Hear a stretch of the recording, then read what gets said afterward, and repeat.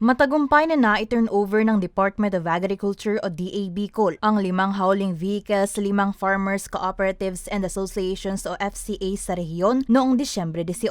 Ayon kay Lovelia Guarin, spokesperson ng ahensya sa rehiyon, kabilang sa mga benepisyaryo ang Daet Corn Growers Association Incorporated, Piodoran Corn Cluster Organization at Tula-Tula Pequeño Farmers Agriculture Cooperative, Del Rosario Corn Farmers Association at Pandan Cassava Growers and Processors Federation.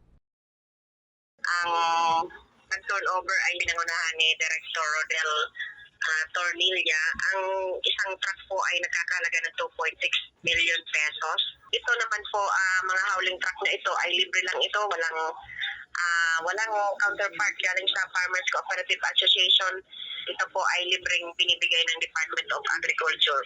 Aside from hauling trucks, namimigay din tayo ng mga yellow and white corn seeds and fertilizers na para talagang ma-ensure na tuloy-tuloy yung natin pagtatanim ng mais and ma-achieve yung bountiful production.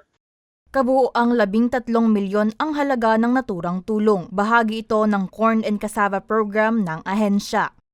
Ang Corn and Cassava Program ay naglalayo na mas mapalawak yung ating natataniman ng mais.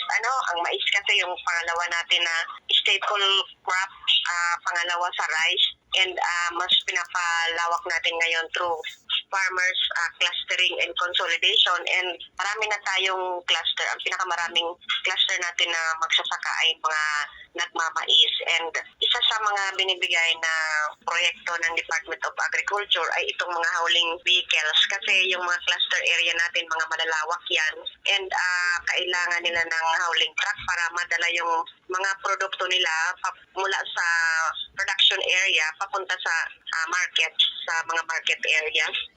Layunin ng programa na matulungan ang mga magsasaka para sa mas epektibong ani at pag-angkat ng mga produkto sa merkado. Para sa mga balitang Tatak Bicol, El Yanzon.